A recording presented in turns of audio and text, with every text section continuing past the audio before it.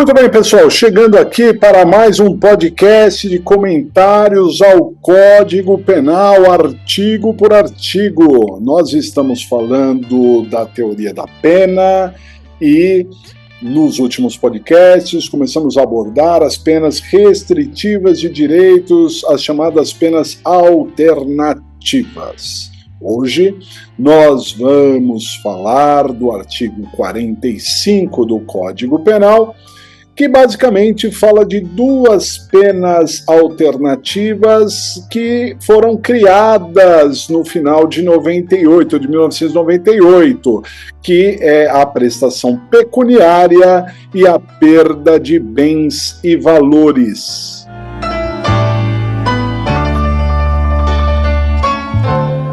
Bem, pessoal, como eu disse para vocês, né, as penas alternativas elas foram muito ampliadas na sua aplicabilidade em 1998, através da Lei 9714 de 98, né? Inclusive com a criação de novas penas alternativas que não existiam antes, que é o caso da prestação pecuniária e também da perda de bens e valores. Se vocês observarem o Código Penal, os próximos podcasts, né, no artigo 46, fala da prestação de serviços à comunidade, o 47 fala da interdição temporária de direitos, o 48 da limitação de fins de semana, que são as penas alternativas que já existiam.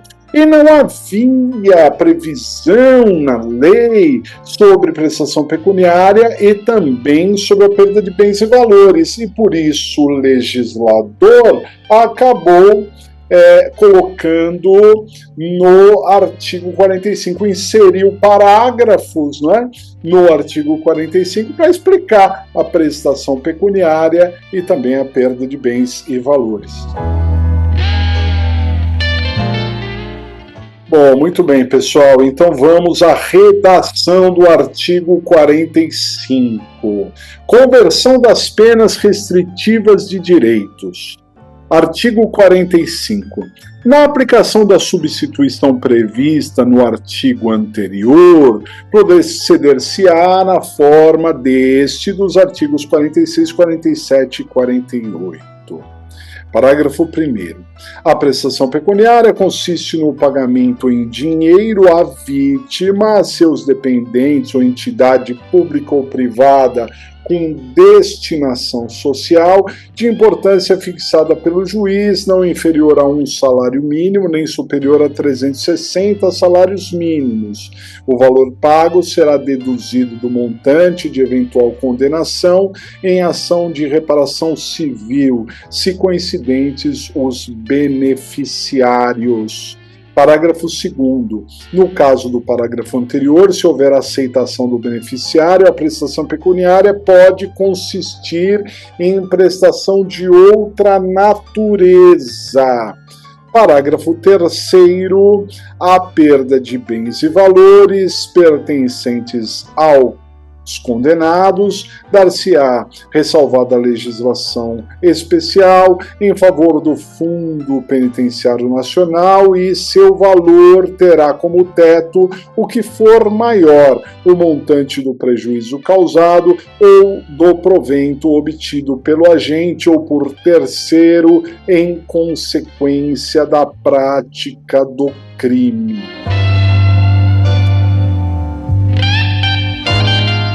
Muito bem, pessoal. Então, analisando aqui, primeiramente, né, o caput do artigo 45 fala do artigo anterior, do artigo 44, que são os casos em que haverá substituição da pena privativa de liberdade por restritiva de direito, dizendo que haverá essa substituição pelas regras do 45, 46, 47 e 48, que na verdade acabam explicando as penas restritivas com as suas características, essa é a ideia.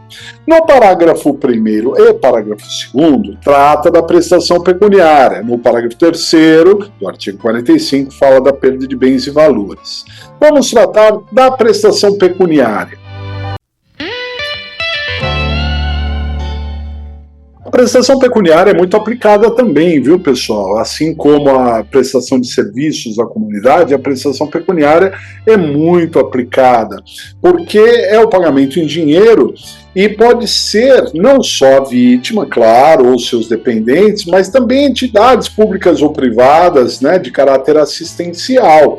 Desta maneira, é muito comum o juiz fixar que se pague tantos salários mínimos a determinada entidade, ou se dê tantas cestas básicas, porque, de acordo com a lei, se o beneficiário aceitar, e aí, no caso, a entidade assistencial, a vítima aceitar que seja em cestas básicas, por exemplo, também pode ser aplicado, né, em materiais de construção, em cadeiras de roda, dependendo da situação ali, dependendo da entidade ou a vítima que irá receber. Alguém pode dizer, mas professor, a cesta básica, o valor é menor do que um salário mínimo. É claro, mas aí o juiz fixaria tantas cestas básicas, né, que correspondesse a tantos salários mínimos, né?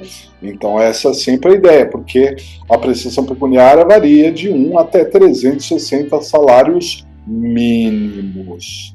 Outro ponto importante é que o que for pago a título de prestação pecuniária será deduzido de uma eventual indenização na esfera civil, né? Para evitar ali o bis in idem. Isso se os beneficiários forem os mesmos, né? Além disso, também vale destacar que, como a prestação pecuniária é em salários mínimos, nós devemos pensar sempre no salário mínimo da época do crime e não da época da condenação, em razão do princípio da reserva legal ou da estrita legalidade.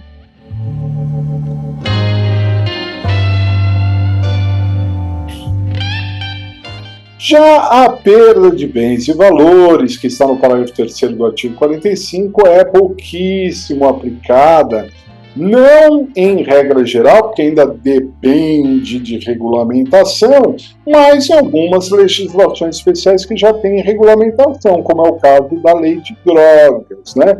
Para os crimes em geral, isso demanda uma regulamentação, porque o condenado perderá seus bens, né, do que for maior, né, do proveito do crime ou do prejuízo causado pelo crime. Mas destaque-se que o bem em si não precisa estar voltado ao crime, não se trata de um confisco, seria a perda de bens e valores do acervo lícito do condenado, aquilo que ele tenha licitamente. Aí é que se aplicar-se-á a perda de bens e valores. Mas, como eu disse, demanda ainda a regulamentação, salvo nas legislações que já a tenham. Tá certo, pessoal? Então, vamos ficando por aqui. Um grande abraço e até a próxima!